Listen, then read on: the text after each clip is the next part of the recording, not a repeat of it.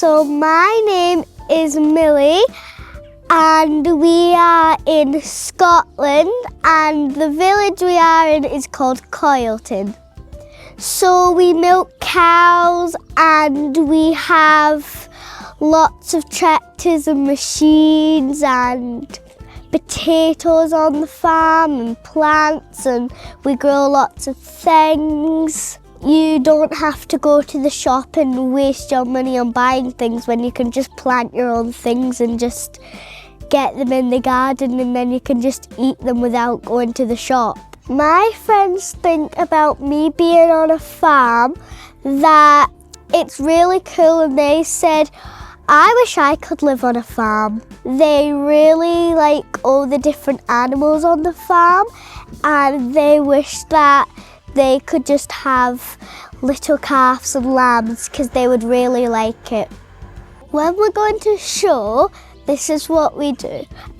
So first you get used to the calves and you make sure they get used to going on a halter, and you just be friends with them and make sure they are nice and healthy, and they're just the best calves.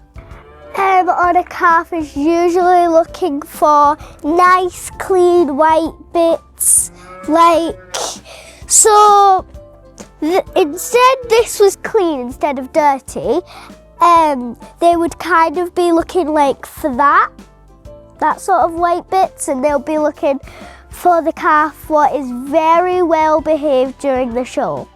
They would usually like the shape of like an original calf, and they would like 4 even nice legs.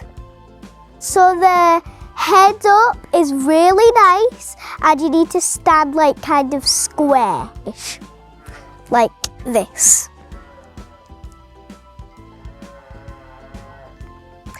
Make sure the head's up and stand square.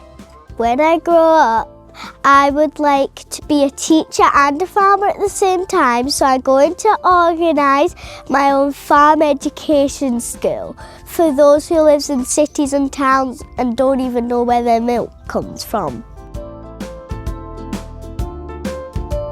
So the sheep are really nice, but when they escape, it's not really that good because they're master escapers. When they usually escape, me and my brother usually get the dogs, and then we usually chase them around with the dogs.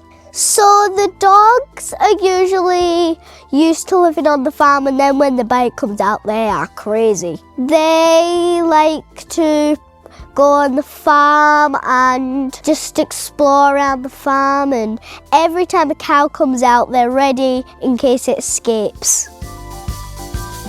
My granddad tells me about how you milk cows and how he likes doing jobs on tractors and how to drive a tractor.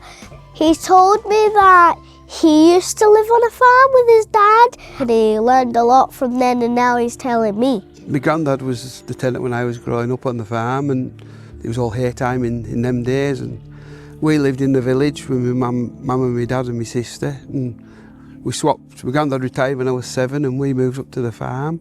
And it was just milking about 60 cows then, tied up with the necking buyers on hay. Used to lamb a few sheep and rear a few star cattle and make a good living out of it. And then as times change, it's gone to loose silage and loose housing and one thing or another. I lost my dad when he was only 48, I was only 27 when my dad died, so I got thrown in at the deep end and been farming ever since. Having issues with the landlord, so we decided to look for another farm, and we all like Scotland. So we looked at a few farms, and this one come on the market, and we were successful. It's colder, but it's a lot better. It's a lot better farm, and we've got like a moor spot where down there with a lot of ground we could never get on half the time with a tractor. It was steep and all wet. We've got everything in a ring fence now. It's a lot easier and a lot better. There's a lot of work for me and him, but one day hopefully we'll be able to take somebody on.